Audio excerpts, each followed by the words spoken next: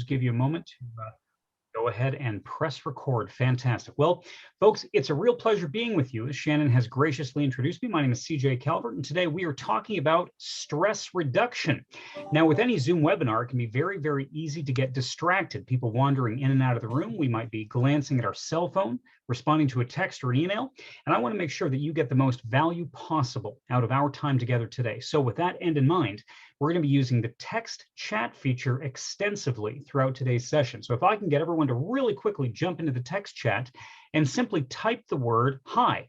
Just type the word hi to let me know you can hear my voice. It's coming through loud and clear. You are listening and engaged and ready to rock.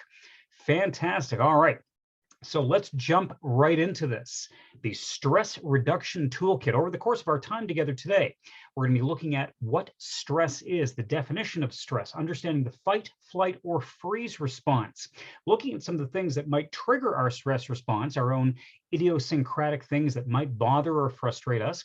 And the majority of our time is going to be spent on the positive strategies, how we can actually learn to soothe our mind, our body, and even change and control the circumstances around us to reduce our stress. Now, let me kick it off with a yes or no question. You can type this into the chat. Yes or no, do you believe it's possible that you can take two people, put them in the identical circumstance, have the exact same thing happen to them simultaneously, and yet they can have wildly different emotional and behavioral responses? One person remains calm, the other person gets really upset and stressed and overwhelmed. The answer is a resounding yes. Absolutely yes. Now, when you think about it, if you were to ask the person who's getting stressed, what is causing your stress? We are so quick to blame the circumstance. We are so quick to abdicate our own power and responsibility for our response and simply say, well, you know, this thing made me stressed. The traffic jam made me stressed. The lineup at the bank made me stressed. My computer not working, the Wi-Fi signal being weak, the kids leaving a mess, that made me stressed. And yet when we step back, we realize, well, two people can be in the exact same circumstance, have the same triggering event occur, and have very different emotional and behavioral responses. And so one of the things that we're going to struggle with as we go through this information is that some of this stuff that I'm sharing with you today, you've probably heard.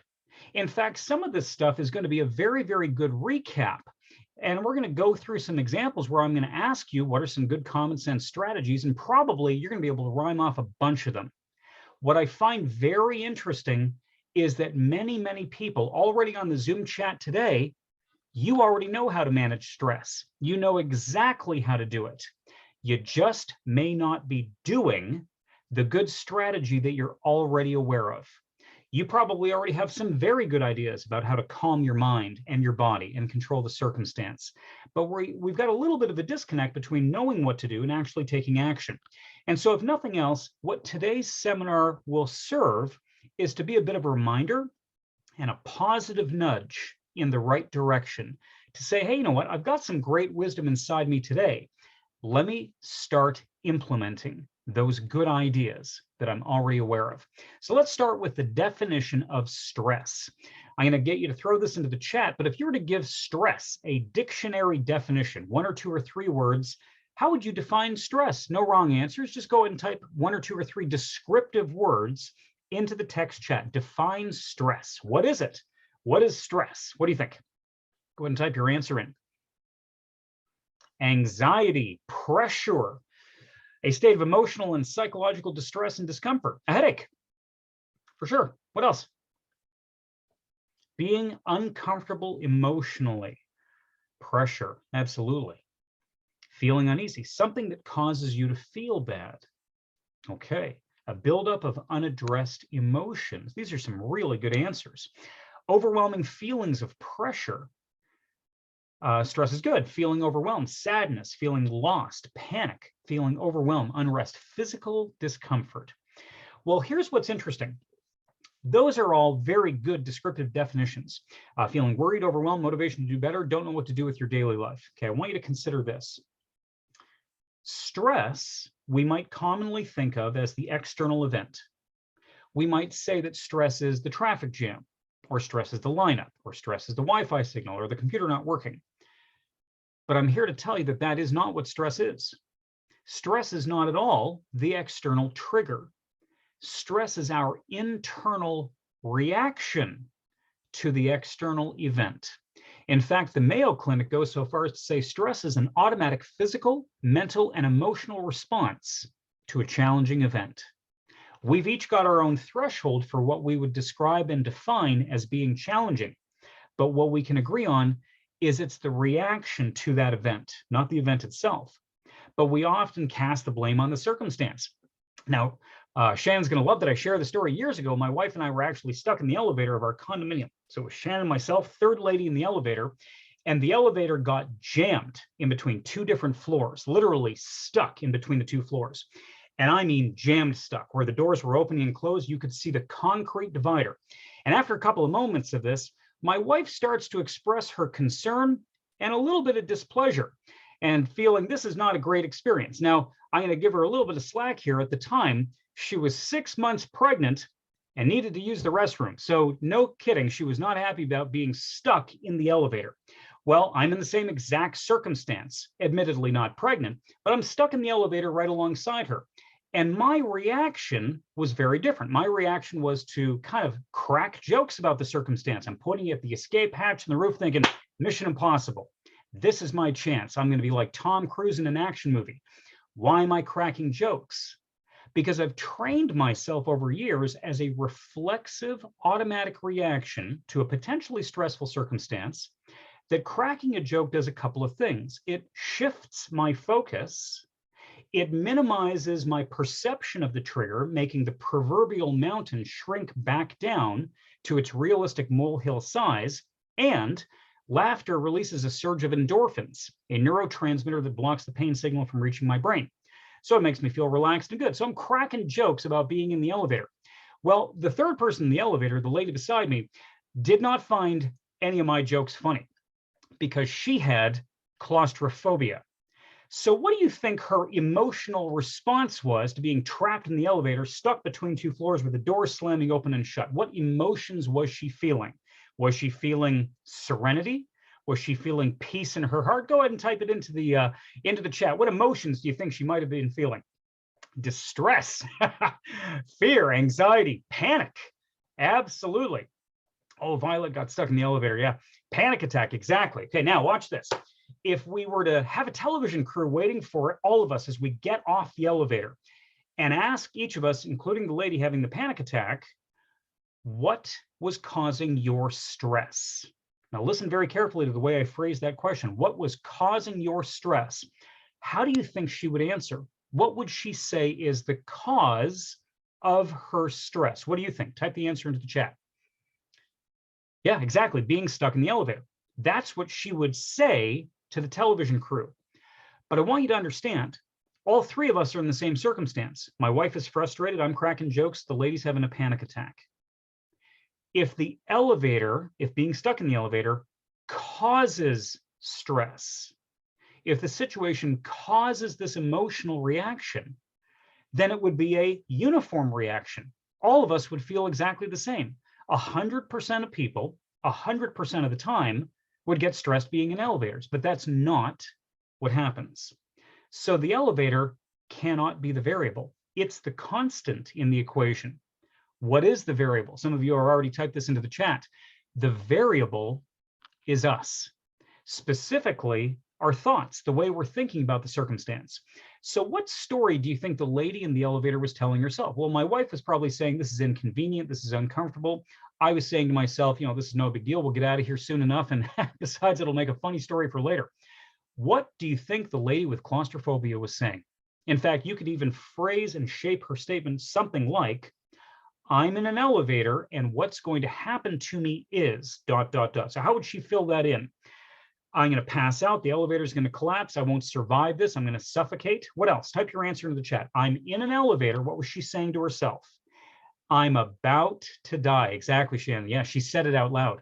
She said, I'm going to die. How long will this last? So I want you to consider, was it the elevator, the situation causing her stress response? Or was it her thought, I'm in danger, I'm going to die, that was causing her stress response? The situation or her thought? What do you think? Type your answer in the chat. Exactly, her thoughts. And one of the things that we need to start to realize if we want to get control of our stress response is we've got to start separating the actual triggering event from our reaction to the triggering event. Now, sometimes this is a little easier said than done, because sometimes we are so bombarded by stuff and our reactions start stacking on top of one another that we can't seem to catch our breath. Sometimes the day is just a barrage of frustrating annoyances. So let me throw this question out to you. You can throw your answers in the chat. What are some of the things that frustrate you, that stress you out? Just kind of the things in daily life or people in general. What do you think? Go ahead and type your answer in the chat. What are the things that just stress people out? What are your pet peeves? I'll tell you one of mine. People that swerve and speed and move aggressively on the highway. Oh, does that challenge my good humor? People who are late when your computer screen freezes. Dating. My 14-year-old son has asked a girl out last night for the first time. He's with bated breath to find out the answer if they're getting together for a pizza date and a movie this weekend. So, maybe it depends on the circumstance, right? People who are rude. For sure, I think that's kind of a common response. When somebody else's urgency takes over your day, somebody else's emergency becomes our problem. Sure. Slow drivers. In fact, I'll even admit slow walkers, people that walk slowly. I'm in the airport, I want to go. They're not moving. People who lie or are mean. I agree with that. Losing your job, that would be understandably stressful. Unexpected daily problems, aging. Rakan, I am just loving the fact that I'm aging because I'm saving so much money on barbers. It's fantastic how little money I've spent in the last 3 years on getting a haircut since I've hit the age of 44. It is just fantastic. So it depends upon the benefits that aging might bring. So many things around us, selfishness, health problems, everything. People that don't listen and cut you off when you're speaking, lying, being rude when people interfere in your life. Yeah, fair enough. So these are all examples of things that might cause us stress. Now, here's what's interesting. Some of the things that might cause you stress, the trigger, may not be on my list at all. And some of the things that are on my list may not be on your list at all. We all have our own subjective list of things that kind of bug us. But what we do realize is that if we don't address this stuff, it's absolutely going to have an impact on our health and our well-being. And so let me ask you, if we leave stress unaddressed in our lives, what do you think might be some of the negative implications? Health, relationships, what do you think? Go ahead and share some answers. Unhappiness, depression, sure. What else? Your health, sickness. Yeah, great answers you guys are sending in the chat. Relationship challenges, health concerns, health and illness, absolutely. So there's a lot of different things that we might face when we're looking at stress. I've got a whole big list here. I'm going to kind of read some of these off to you.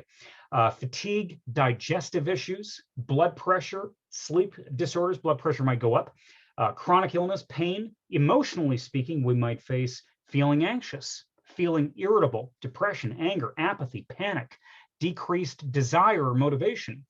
Mentally, we might lose a little bit of focus. In fact, that's one of the challenges that I've noticed through the last 2 years, that for myself, I haven't necessarily faced any depression or anything, but I'm struggling with mental focus. That's just something that's on my radar. So problems focusing, forgetfulness, making errors where before you may not have made errors, ruminating, which means replaying negative thoughts in your mind, negativity, indecision, stifled creativity, and then behavioral issues. Some of us think that we are Oscar award-winning actors, that we can be just super stressed out, but we are doing such a good job appearing cheerful. Give me a yes in the chat if you've interacted with somebody who thinks they might be doing a good job hiding the fact that they are super ticked off, stressed, and annoyed, but you can absolutely tell the minute they walk in the room, they are just emanating, I'm not happy today. It is radiating off of them, you bet. And so we think we're good at hiding that stuff. Nope, no, you're not, probably not. I think sometimes I'm good at hiding it when I'm actually feeling a little not happy, but it can percolate, it can kind of pop out. So job performance suffers. We might lash out, we might snap at people, we might withdraw from people, we might use some negative strategies to manage our stress. So these are some of the concerns. And what we want to do is we want to kind of take a step back and realize there is value in having a stress response.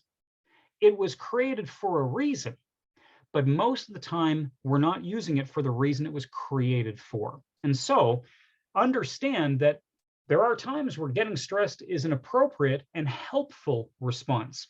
And that is where we go into what's called the fight, flight, or freeze response. So give me a yes in the chat if you've heard the phrase fight, flight, or freeze, if you've heard that.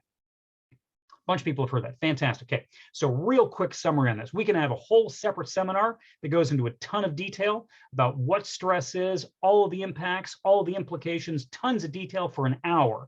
I'm going to give you a real quick summary here. The fight or flight response is your physiological defense reaction to attack from a predator or a physically dangerous situation, or something you perceive as being dangerous, such as standing up giving a speech. You're not actually in physical danger, but your brain at some level perceives it as a threat. It's an emotional and social threat. Okay, so you perceive a threat, your brain analyzes it, compares it to all of your knowledge and experience. You might be camping, a bear starts running after you, and boom, your brain says, yep, this is a dangerous event, sends a signal to your adrenal glands to begin producing adrenaline.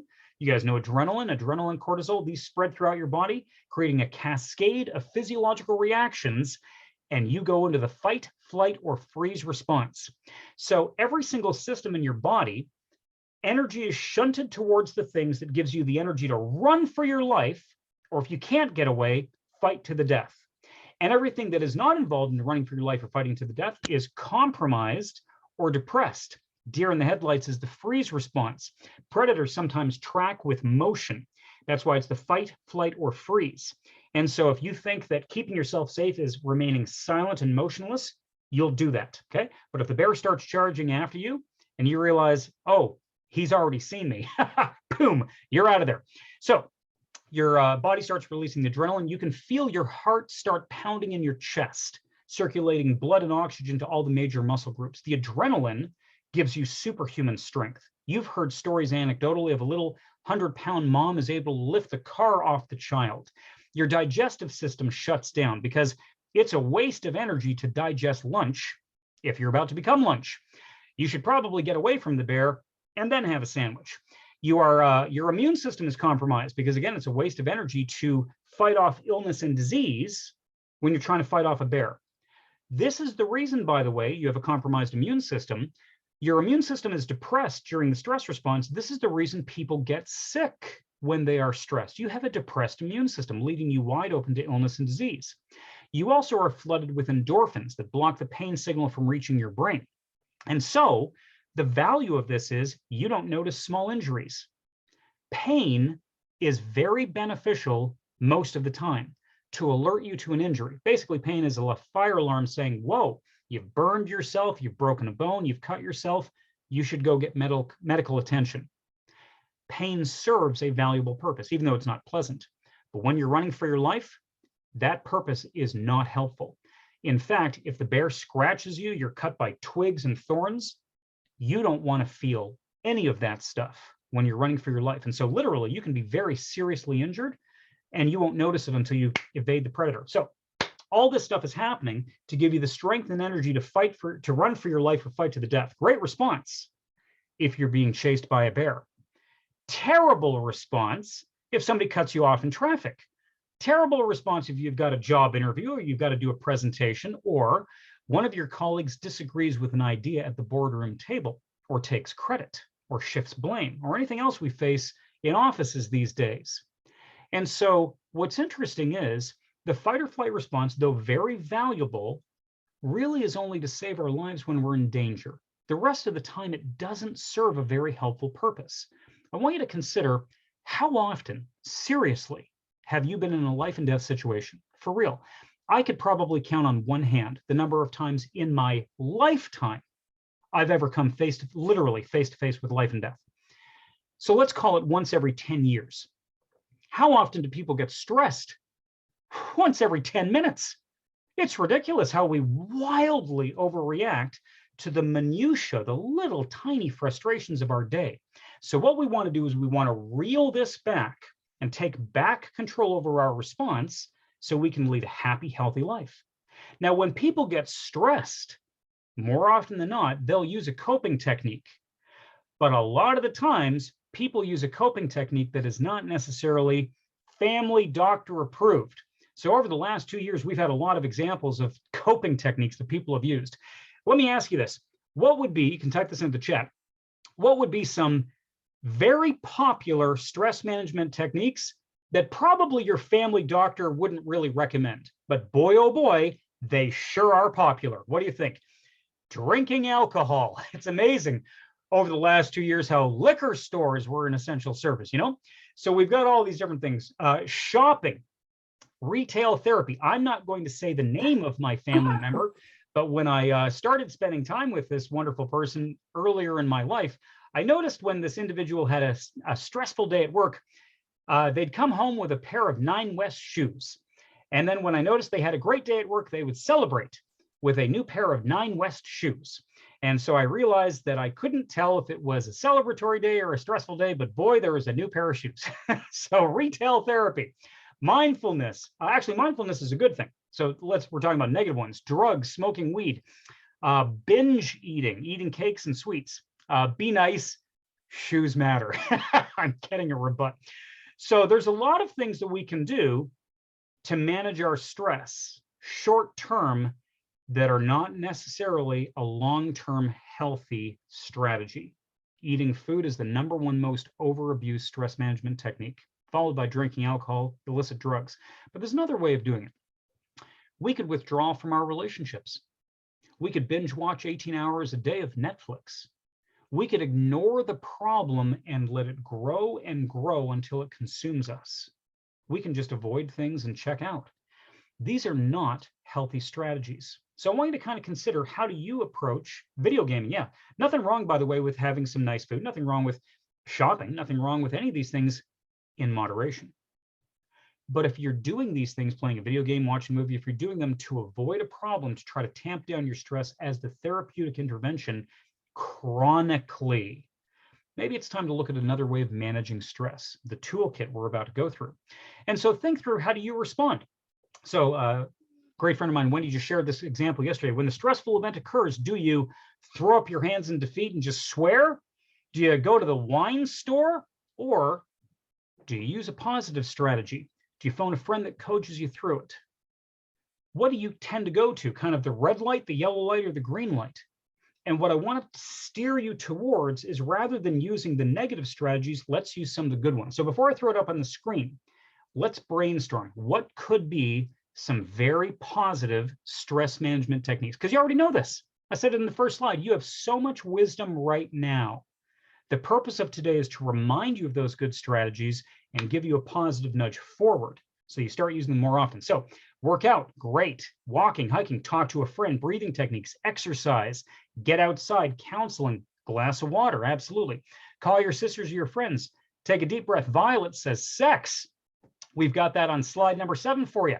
Gym, breathe, spiritual, yoga, comedy, laughter, nature walk, walk away. Yeah, you bet.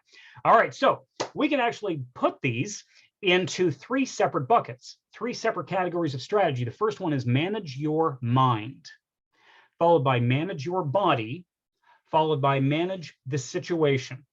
Because the first and fastest thing you can take action on is managing the way you think. So let's go through these strategies right now. Biggest strategy, manage your mind. Remember, going back to the situation in the elevator. Once you're on the elevator, you can't really control the circumstance. The thing that you've got the most control over is the way you think. That you can take back control over. Now, sometimes this might require some practice. In fact, probably it will. Probably will require practicing using some triggers in your environment. I had a friend that actually had a little wristband made with a positive saying on the wristband to remind them of what to do. And sometimes we can just get into an automatic habit. We could have a Post-it note on the computer that says, take a deep breath. But I want you to start thinking of little things to remind yourself, how do I change the way I think? So the first line of defense with managing stress is your attitude, your positive attitude. And so I remember early in my marriage, my wife, who's normally super cheerful, she was kind of walking through the media room, the kind of the living room, family room in the basement. and she was grumpy. Something was going on at work. She was stressed. She was upset. And this is early in my marriage when maybe, even though if I had good suggestions, I had not yet practiced the wisdom of timing with how to deliver the wisdom. Maybe right now is not the good time to share this idea. And so I, without really thinking, in my younger years, this is like 18, 17 years ago, I turned to her and say, you should just have a more positive attitude, which, even though that was accurate, it probably wasn't delivered as well as it could have been. So she sort of looks at me and says, well, how do you do that? Which is a fair question. And I said, because I read it from Tony Robbins, I said, ask positive questions. Ask yourself positive questions. The way that you have a positive attitude is you ask yourself a positive question. In fact, if you're taking notes, that would be a good one to write down. Grab a piece of paper, grab a pen, write it down. Ask yourself positive questions. By asking a question, you change your focus. When we walk into a room, boy, some people have the ability to notice immediately what is wrong in the circumstance. Asking a question forces us to look at what is right. We take back control of our focus. And having a positive attitude is an intellectual decision to focus on what is right. And so let's go through a simple example of this. I appreciate that. So a simple example, let's imagine the average North American worker sitting at their desk, and the boss walks by and says, hey, Bob, how you doing? Listen, I'd like to talk to you. Please be in my office today at 4:30, and please bring your laptop. And then the boss walks away. Now, what do you think the average North American worker thinks is going to happen to them at 4:30? Do you think they think, oh, wonderful things are going to happen to me? It is going to be just delightful what happens at 4:30. Type your answer in the chat. What do you think they think is going to happen? I am getting fired. Exactly. Negative feedback. End of the world. That's dramatic. End of the world. He's going to get fired. Yeah, you bet. Okay. So this is a very common response. I'm in trouble. I'm going to get yelled at. Something bad has happened. I'm going to have something bad happen. So we recognize, wait a minute, I'm getting stressed. You may not even in the moment be able to unpack what's going on emotionally, biochemically, but you just notice, I'm not happy right now. And you can probably, in this example, really quickly figure out the triggering event. Well, it was the boss walking by. So now you start to diagnose, well, what am I thinking? And so you say to yourself, well, I'm thinking I am going to get fired. Well, here's a great question to ask. What is my evidence that this very bad thing is about to happen to me? What is my evidence? This is a really good question. This is cognitive behavioral therapy, just as an intervention for yourself to kind of reel back in your own thinking. What is my evidence for this negative thought? Because now you've got to back it up with data. And so if there might be circumstances where there's evidence, maybe the company's going through a merger and an acquisition, and 100 people have gone into the boss's office, 100 of them will walk out crying and walk out the door with their banker's box and walk by your desk and say, I got laid off, and you're next. So that's evidence. Maybe your boss said, hey, listen, if you're late, you've been late 20 days in a row, you're late one more time, I'm writing you up, and you were late again. So you are very aware you have done something wrong. So in that circumstance, you've got evidence, but ask yourself the question, what is my evidence for this bad thing happening? And you might kind of go through this exercise and say, well, I'm not really aware of anything I've done wrong.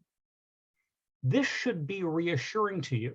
It's at least one point of data to say, maybe my initial reaction of stress and worry might be a bit exaggerated based upon the data that I'm looking at, but we need a little bit more. And so what we actually need to do is then ask ourselves a positive question. Here's an example. What could happen at 4:30 that could be positive? And then you take out a piece of paper and a pen and brainstorm on paper. Really get your thoughts out of your mind and onto paper. So there's some physical separation. And start brainstorming 5, 10, 15, 20 examples of things that could happen at 4:30 that are positive, or at least not you getting fired. So let's do that in the chat right now. I see Manjeet's already put down a good one. So go ahead and put down some examples. What could happen at 4:30 that is not bad? Getting a raise, starting a new project. Sure. What else? What else do you think? Getting a promotion. Getting a new laptop, exactly. I like that, Sandra. Taking the day off tomorrow. Very good. Them saying thank you, some praise, some gratitude, positive feedback, job well done. New capabilities, telling me we did a good job on the project. Absolutely. Getting a gift card. Here, $10 for Tim Hortons for a job well done. Changing role, changing position. Sometimes it's hard to think positively when fear. Oh, absolutely. Sometimes it is hard to think positively. In fact, we wouldn't have a stress management seminar if this was natural. In fact, we are hardwired not to think positively. Your brain is not designed to keep you happy. Your brain is designed to keep you safe. You are hardwired to be looking for danger around the corner. You're hardwired when you hear the twig snap to think it might be a bear and run. And that served you thousands of years ago. But in the office environment, we're generally speaking, in most major cities, we're not really in danger. But we tend to respond by creating catastrophic negative examples of the worst thing that can happen. And when our brain goes there, what we do to reel it back in is start collecting data. And one of the things to collect data is brainstorming possible positive alternatives. So you take, this is why you got to do it on paper. So you write it down. You have 5, 10, 15, 20 examples. You guys have already come up with a bunch of them now. And now you've got it written down on paper.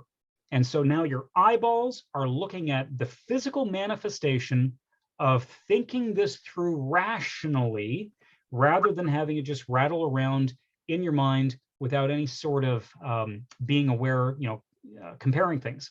And when you look at the page, you've got one example, I'm going to get in trouble. And you've got 20 written examples of possible positive alternatives. You start thinking, maybe I'm overreacting. There seems to be so much more likelihood of something good happening. Now I challenge you to go a step further, quantify it, actually give it a number. Say to yourself, looking at all these examples, all these 20 examples I've come up with, and by the way, you know something to add at the end of the list? Add other things I haven't thought of, because I'll go through this exercise all the time. And I have lost count of the number of times deliberately trying to brainstorm possible positive alternatives, that the thing that actually happens is something out in left field I hadn't even thought of. So I always add to the bottom of my list when I do this exercise, maybe it's something I haven't even thought of, other, okay, which opens up hundreds of possibilities, lots of things you haven't thought of. And so maybe you got 20 things written down and you say, well, it looks like there's a 95% chance that something good can happen and a 5% chance something bad might happen. So my reaction, though, emotionally, is I'm reacting as if it's 100% certain that a bad thing's going to happen, whereas the data suggests it's probably very likely nothing bad's going to happen.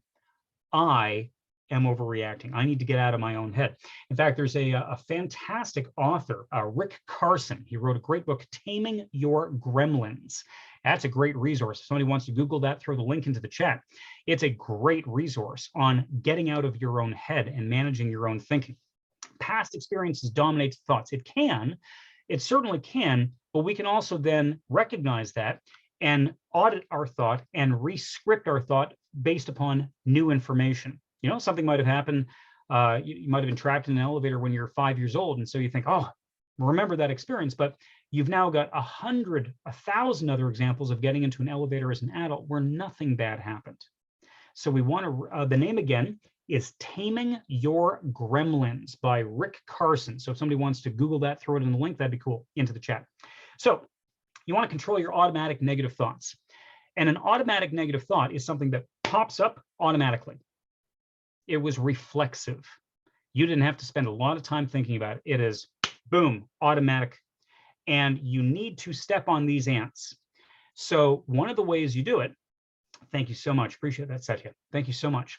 So one of the ways you do this is journaling, the stuff that we've already talked about. I'm going to do this on the next slide, but thinking through the way you're responding and not being so quick to respond, to say to yourself, you know what?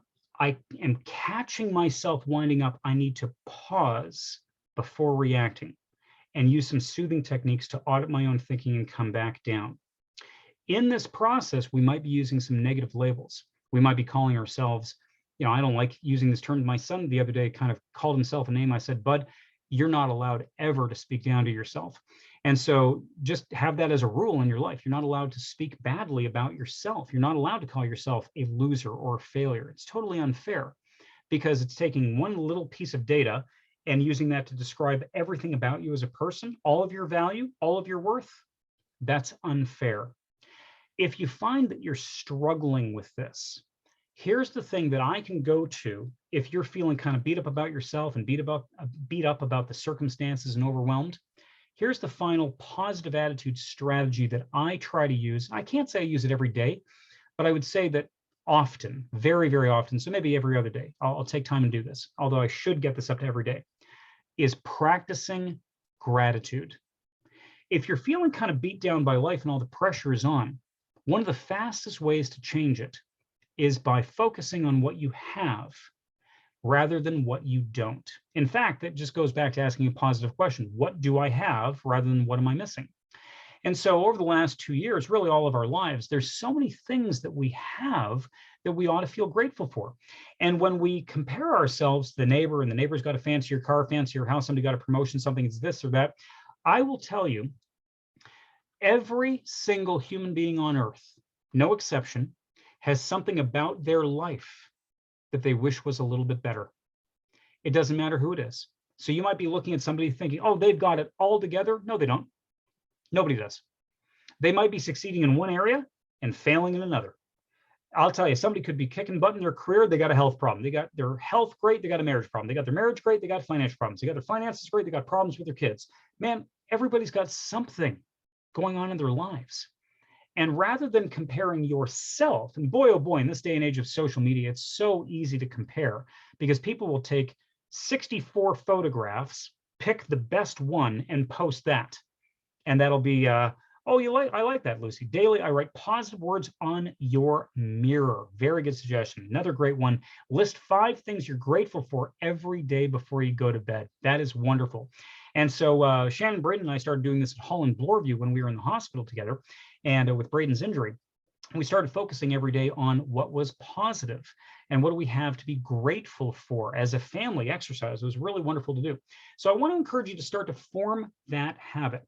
In the quiet moments as you're closing your eyes, especially if you are having trouble quieting your thoughts, I want you to ask yourself this question: what do I have in my life to feel grateful for? And as you wake up in the morning, I actually have little motivational statements right on the wall beside the bed. Ask yourself, what do I have to feel grateful for? Literally, Scotch tape printed on the wall. What am I grateful for today? And so let's do that right now in the chat. Let's all of us. We got how many people? I can't see. 76. Every single person, I want you to type one thing into the chat that you are grateful for, even if it's the same thing. I want everyone to get their fingers, wiggle it onto the keypad, type something. It could be 50 of the same answer, but I want everyone to do it. What are you grateful for? Health, family, life, grateful for your partner, your job, your friends, your brilliant husband, life, family, loving, supportive husband, good health, grateful for your family, your boyfriend, grateful for your company, grateful for breathing, family and friends, everything, your ability to reflect. I like that. Grateful for your 2 sons, grateful for wine. I think that was on the list of things we want to avoid, right? You don't have to avoid wine, just maybe tamp it down a bit. Grateful for all these things. That is fantastic, folks. Absolutely fantastic. So every day, start to form this positive habit of thinking of what you're grateful for. Okay. Some other things that we can do to expand on this is mindfulness and meditation.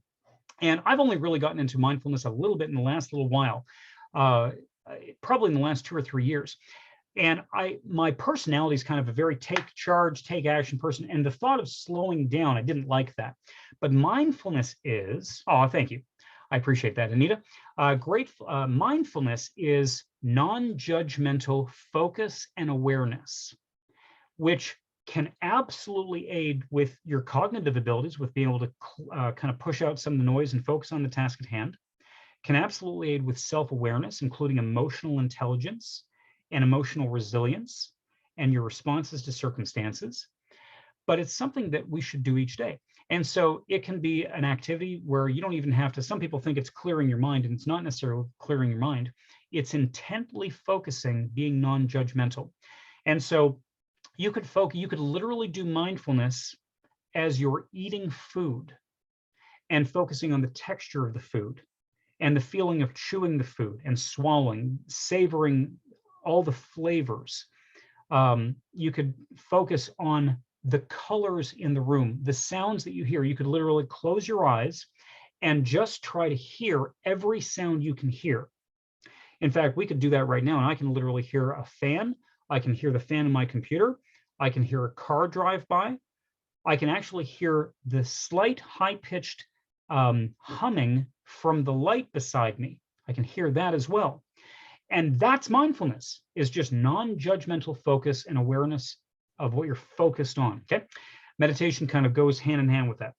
Next thing I would recommend with having a more positive attitude is journaling, because we want to get our thoughts out of our mind onto paper. It's very difficult to audit your thoughts if they're just an undefined amorphous blob in our minds. But when we take pen to paper, we can make those thoughts more concrete, and then we can start to think through, where might I be off track?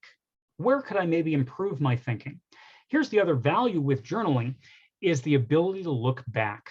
I journal, I use an app called Evernote.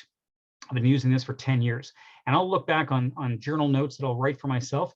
And what's gratifying and sometimes a little humbling in terms of being a little embarrassed is looking back on my old thinking and my old habits and my old behavior. In fact, a mentor of mine said, you know, if you don't look back on your old self with just a little bit of embarrassment, you may not have grown enough. And so it's kind of a sign of growth that you kind of look back on yourself. I don't want you to be crippled by embarrassment, but think, you know what? Oh, I didn't really handle that very well. That's a sign you've grown in your thinking, grown in your emotional response, grown in your behavior, grown as a person. So journaling offers you the window into who you used to be and who you're becoming. Another thing is that a life worth living is worth recording. Tony Robbins says that. So jot your thoughts down. There's apps that help you capture that stuff. I like to use Evernote. Use something that works for you. Another great thing for managing your attitude is art therapy. I'm a musician. I play the piano. I write symphony music. My wife loves to paint. My son loves to draw. It is so amazing. There's a lot of adult coloring books. Give me a yes in the chat, by the way, if you've heard of this, adult coloring books. And what's amazing about art or drawing or any sort of thing like this is it forces you to focus. When I'm playing the piano, I can't really be worried about stuff. When my wife is painting, my son is drawing, or he's playing the drums, you're very focused on that. And so that's almost in a way a little bit of mindfulness as well. But they've done studies that 75% of respondents, as they're doing the study, see their cortisol levels go down. It is very calming. So maybe incorporate some of that into your day. Here's something else to consider: putting something positive into your mind. Think of your mind like a television that there's no off switch. You can't turn it off. All you can do is turn the channel. And so if you've got something terrible going on in the TV, click the button and turn it to a positive channel. Think of something good. And so I like watching inspirational movies. I love that stuff. I love Rudy. I love Apollo 11. There's a movie, World War II movie, Unbreakable. I love Pixar movies like Inside Out and Up. I mean, there's so many great movies. Pick some movies that you enjoy that are uplifting.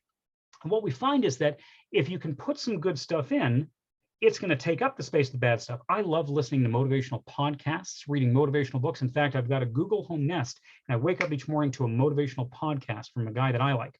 So do that. So on one side, put some good stuff in. If you can think of it like a pitcher with muddy water, and imagine you've got this pitcher of muddy water, and you can't tip it over to dump out the muddy water. How do you get the mud out of the pitcher if you can't pour it out? If you can visualize your mind like this, the way you do it is you put it under the faucet and turn it on full blast of clean, pure water. Pour the good, clean water in, and it forces the yucky water out. That's what happens when you put good stuff into your brain. But the opposite is also true.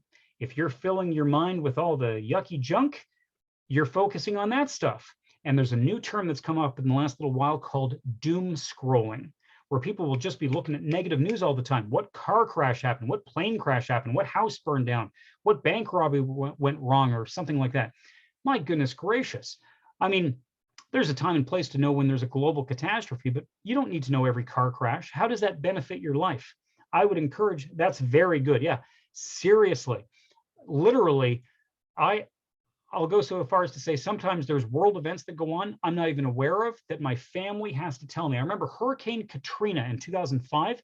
I was brought my girlfriend, now my wife, out to meet my brother in 2005, and he said, "Have you heard what's going on in New Orleans with Hurricane Katrina?" I said, "No, what's going on in New Orleans?" He says, "You're not watching the news. You're not watching the news every day to hear about all the death and destruction." I'm like, "No, what's going on?" And he was just absolutely shocked that I'm not glued to the news watching every horrible thing that's happening. I'd rather put good stuff in my brain. Sometimes, though, we can't even manage our own thoughts. We need to lean on somebody else.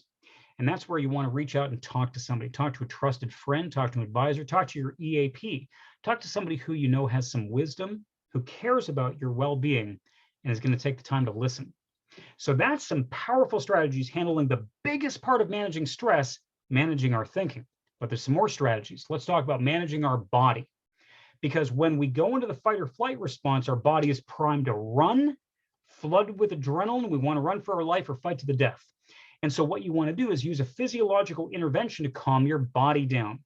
One of the best ways of doing this that gets talked about all the time, probably all of you have heard this, is clever to mention my wife after my girlfriend. Yes, that is important. Thank you, Mohammed. Anyway, so with the number one strategy as a physiological intervention to soothe our stress response, the number one most commonly used strategy, deep breathing. Give me a yes in the chat if you've heard deep breathing as a strategy to calm yourself down. Probably talked about all the time. Probably many of you have heard it, okay? So look at all the yeses I'm getting, okay? Now, do you do that regularly? Regularly meaning at some point on a daily basis, you pause and focus on your breathing. Give me a yes or no on that. Oh, I'm getting more no's. How come we know what we should do, but we're not doing it? So here's my challenge to you. By the way, do you know why deep breathing works? Because, again, in the stress response, we're holding our breath, okay? Our diaphragm cramps, making it feels like there's a big weight on our chest to save energy and to maintain being motionless and silent. We've got a lot of oxygen left in the air in our lungs that is not getting used. So to conserve energy where our diaphragm cramps, we don't get a breath in. You can short circuit the stress response by breathing slowly in, pausing, and breathing slowly out. In fact, the Navy SEALs do something called box breathing. They breathe in for 4, hold it for 4, exhale for 4, hold it for 4. And as you do this, what it does is it stimulates the vagus nerve, sends a signal to your parasympathetic nervous system that you're no longer running from danger, and now it's okay to calm down. And so it triggers the relaxation response. So we don't have to wait until we're stressed. We can actually have a little reminder. So I dare you, literally, don't go onto Twitter or your text, but I dare you to put a little reminder in your phone every hour on the hour to say, take a breath, or have a little Post-it note on your computer, take a deep breath. And when you find yourself getting stressed, just reflexively take a deep breath. In fact, it was kind of a point of contention with me and Shannon when we got together is that I wouldn't ever yell. I wouldn't raise my voice, but I would, when I was not happy, I'd she literally would say, I can hear you breathing. Like that's because I'm not happy. Okay, but I would do it automatically. So deep breathing, great stress intervention. Here's the next one. Yeah, you bet. The next one is laughter. Laughter is a great stress intervention. Why? Because it releases a surge of endorphins, blocks the pain signal, calms you down. So implement this in your day. Add humor to your day deliberately. Watch a Netflix show. My son has just discovered this new show online called Impractical Jokers. These guys are hilarious. It's on YouTube. It was on Netflix. Impractical Jokers. We'll sit and watch for 20 minutes. We're in tears watching these guys. It is roaringly funny. Do you know little kids laugh 300 times a day? But we adults, we're so boring and professional and stiff. We'll last, maybe we'll laugh 12 times a day.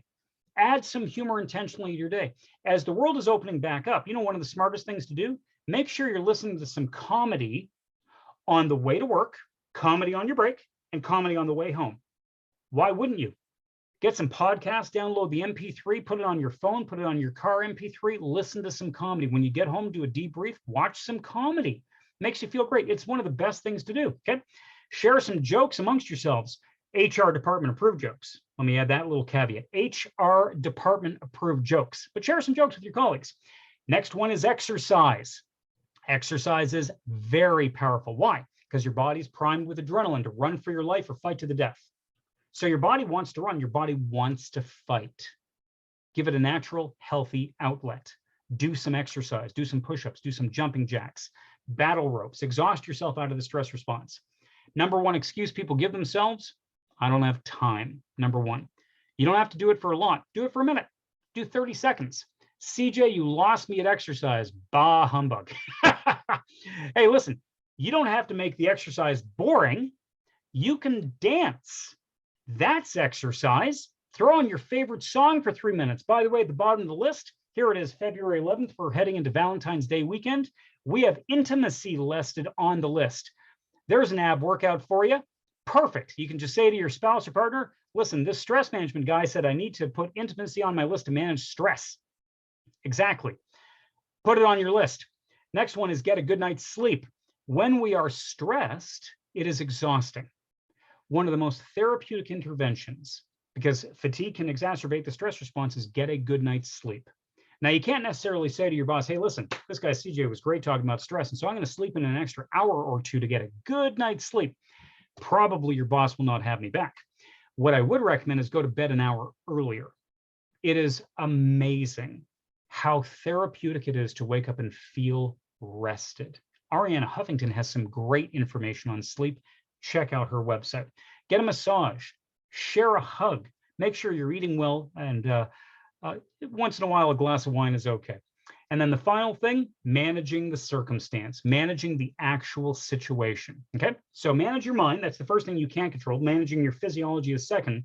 But then we want to take a look at the circumstance itself, because sometimes we can control the situation. If the lady with claustrophobia knows, oh, getting on an elevator makes me stressed, control the circumstance. Take the stairs. There are things that you know are going to happen in your life that are going to cause you stress. I personally think April 30th should be a national holiday for procrastinators, and May 1st should be a national holiday for tax accountants. It's shocking to me how people will leave it and leave it and leave it, leave their taxes to the day of, and then create a problem for themselves. So control the circumstance. Sometimes we cause things, but sometimes other people cause things. So I want you to ask yourself this question as the stressful event occurs. Ask yourself, what part of this situation can I control? What part, notice we go back to ask a positive question. What part of this circumstance can I control? You may not be able to control all of it, but maybe you can control this little part here. And you should never allow the part that you cannot control, you should never allow what you can't control to stop you from doing what you can control. So identify what you can control, take action on that. So what part can you control? You're in a traffic jam, you can control putting on some music or a fun motivational podcast or a comedy podcast. You can control, if possible, pulling off the road, getting a snack, resting for a bit. You know, if you're taking the GO train or something like that, TTC, or whatever, local transit, you can just control reading a book, watching a movie. Control whatever part of the situation you can control. My son, when he was maybe 5 years of age, 4 or 5, this kid was always losing his socks every day, losing his socks. We'd have a Spider-Man sock and a Batman sock, no matching socks. And every single morning, this caused a little bit of stress. So I said, to heck with it. I go to the store, I buy 87 pairs of matching gray little boy socks. I dump them on the carpet and say, hope you like gray. And this lasted them from 5 to 8, 87 pairs. Stress solved. I had a colleague that would dump work on me 5 o'clock, like 4:59 in the afternoon, and say, oh, would you mind doing this before you leave? And I thought, this guy's going to do it again next week. So I asked myself, what part of this can I control? You know what I can control? I can control wandering over to his desk, put a little reminder in my Outlook calendar, go to his desk and say, hey, bud, how you at 12 noon? Hey, listen, I noticed the last couple of weeks, at the last moment you've got something, I really do want to leave at 5. Is there anything you have you'd like me to finish by 5 p.m.? And he says, oh, yeah, this, I just haven't had time to give it to you. Problem solved. Think through the things that are causing you some stress. Now, sometimes you have no control of the circumstance, but you might be able to remove yourself from it. Maybe family members are bickering, you don't want to be a part of that. Maybe step out of the circumstance if possible.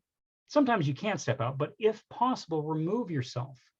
And then maybe in that stressful moment, you could divert your attention and do something that's self-care, therapeutic. Maybe dive into one of your favorite hobbies. Rather than dealing with the stress, maybe you can take 10 minutes and do your favorite thing. Go to a drag show and enjoy great distraction. That's an interesting note. All right. Hey, listen, to each their own, man. Whatever makes somebody happy, fantastic. Like, we've all got our different things. We've all got our different interests and passions, whatever is fun and uplifting for us. For example, my mom loves gardening. I can't stand gardening. Gardening for me is punishment. I like intense things. Like, I would pay money to get into a Shark Tank. That would be fun. Okay. But make time for the things that renew you. So maybe take a step out and play a musical instrument, maybe knit, maybe take some time to play some puzzles. If you need some support from your friends and family, don't be so prideful to not be willing to ask for help. But here's the final point as we're getting towards the end of our time together today. Sometimes, folks, and boy, this is going to be a tough thing for your ego to face. Sometimes the stressful event, we caused it. Sometimes we cause it through procrastination, through disorganization, through being conflict avoidant, through saying yes to too many things because we just feel bad about saying no. And here's the good news. If you are the cause of your stressor, you can be the solution. In fact, I heard this great phrase. I can't remember who said this, but a motivational speaker said, I am the biggest problem in my life, and I am the solution.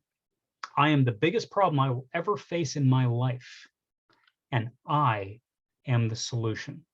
So if you're procrastinating, read some books on procrastination. You're disorganized, get somebody to help you with getting organized. You're conflict avoidant, get some support with that. Whatever the thing is, create a plan to take action. Just as we're winding down here, I'm going to give you some resources you can take a look at, as well as the books I've mentioned, some great apps that I personally use and enjoy, Calm and Headspace. You can use a free version to check them out, and you can use a higher elevated pay version. There's some other apps on breathing. Both iPhone and Android have a ton of apps. You can go online and Google stress, relaxation, meditation. Oh, you use Headspace as well? Yeah, that's great. And there's a lot of apps for free. There's also tons of YouTube videos. So I encourage you to follow through with looking at some resources. So here's my final dare to you. You've already heard this information. Many of these ideas you're aware of. The challenge I have for you is what you're going to do. So maybe the first thing you can do is resolve the next time you start feeling stressed to pause, take a deep breath in, hold it, and a deep breath out. Maybe you can think a positive thought, giving gratitude. Maybe you can think, what can I control in the circumstance? Whatever your strategy is, I dare you to take action and then follow up with somebody else to let them know you followed through. Well, folks, we're at the end of our time together today. You've been an amazing audience. Thank you so much for your time. Again, we talked about stress, the fight, flight, or freeze response, and the strategies we can use to manage our mind, our body, and the circumstance. Thank you all. I hope you've enjoyed this, gotten value from this. I hope you have an amazing day. Take good care.